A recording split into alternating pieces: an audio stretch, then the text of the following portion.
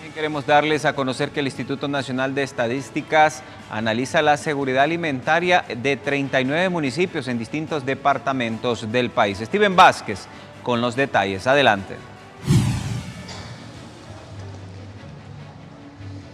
Así es, compañeros, los resultados de un importante análisis de parte del Instituto Nacional de Estadísticas se están presentando el día de hoy en relación pues, a qué impacto tuvo la pandemia del COVID-19 sobre los temas de inseguridad, de seguridad alimentaria y nutricional. Nos acompaña en este momento Horacio Lobos como subdirector del INE y justamente le consultamos, el licenciado, ¿cómo fue que la pandemia del COVID-19 o cómo identificaron ustedes esta relación de la pandemia del COVID-19 con la seguridad alimentaria y nutricional? Bueno, buenos días. Lo que hicimos básicamente fue darle seguimiento a un proyecto de la Unión Europea, en este caso un estudio que financió la cooperación española en 39 municipios priorizados, justamente para ver si la pandemia había tenido impacto tanto en la nutrición como en la seguridad alimentaria de los hogares, ¿no? Lo que tratamos de hacer fue aplicar un instrumento de recolección de datos que trate de medir, por un lado, la nutrición de las personas y, por otro lado, la seguridad alimentaria de los hogares. Y la idea era compararlo con un escenario previo a la pandemia que nos da, por ejemplo, la encuesta de demografía y salud que se hizo en el 2019 y comparamos el antes y el después para ver si la cosa había mejorado, había empeorado o se mantenía igual. Encontramos escenarios en algunos casos, en algunos indicadores donde efectivamente ha empeorado. En otros, pues pareciera que hay una tendencia a mantenerse los indicadores. Las familias tienen un cierto comportamiento y una cierta cultura por ejemplo, que las mujeres embarazadas no visiten los centros de salud durante los primeros 3 meses de su embarazo.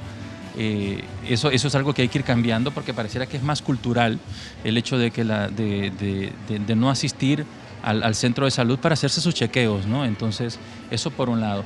Luego la desnutrición infantil, que es un tema de país, que tiene también, es una punta de lanza para el gobierno, la lucha contra la desnutrición infantil. Vemos que hay un 20% todavía de menores de 5 años con desnutrición. Paradójicamente, en el caso de las mujeres, lo que se da más bien es sobrepeso y obesidad. Encontramos que en las mujeres, sobre todo mayores ya de 40 años para arriba, tienen más bien síntomas de sobrepeso y de obesidad. Entonces, licenciado, disculpe que le interrumpa, ¿tiene mucho que ver esto entonces con el confinamiento, en donde la gente por el encierro de repente tuvo alguna incidencia en su aumento de peso? Y también otra consulta, de estos 39 municipios, ¿en cuántos de ellos pues el tema de la inseguridad alimentaria se agudizó? Pues los 39 municipios se están analizando como un todo, así que los indicadores no se están diferenciando por municipios, sino que para el proyecto los 39 municipios son iguales en el sentido de que todos son iguales de importantes y por lo tanto el estudio se basó en todos los municipios. Así que cuando presentamos los datos hablamos de todos en general, ¿no? No decimos este más que el otro, sino que los 39 municipios se están analizando por un lado. Y lo otro que decía, efectivamente, sobre todo en la niñez y la juventud, el confinamiento se tuvo que ver reflejado pues obviamente en el hecho de que el comportamiento más sedentario de estar en la casa, de salir menos afuera, de no efectuar, por ejemplo, los que estaban acostumbrados siempre a jugar su partidito de fútbol, durante el confinamiento obviamente no se podía hacer.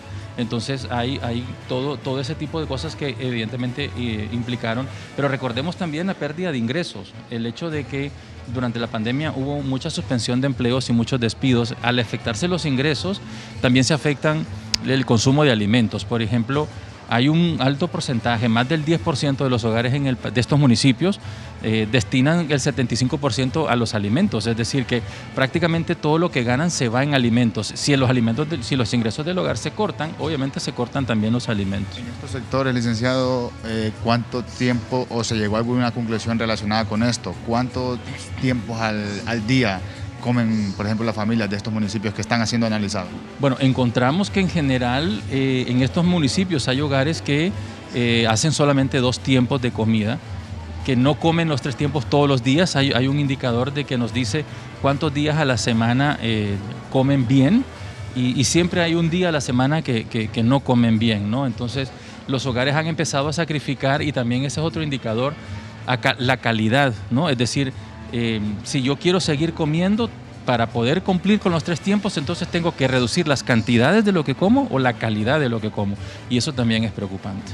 Estamos pendientes de más reacciones, compañeros. Por supuesto, le agradecemos en este momento al licenciado Horacio Lobo de la subdirección del Instituto Nacional el Instituto Nacional de Estadísticas. Por supuesto que este análisis debe dejar mucha conclusión a las máximas autoridades enfocadas a que inclusive hay proyecciones internacionales de una inseguridad alimentaria en nuestro país y hay que atender este problema de raíz. Por supuesto, estaremos siempre haciendo los llamados y llevando todos los detalles a través de la pantalla de LTV. Con ustedes de nuevo.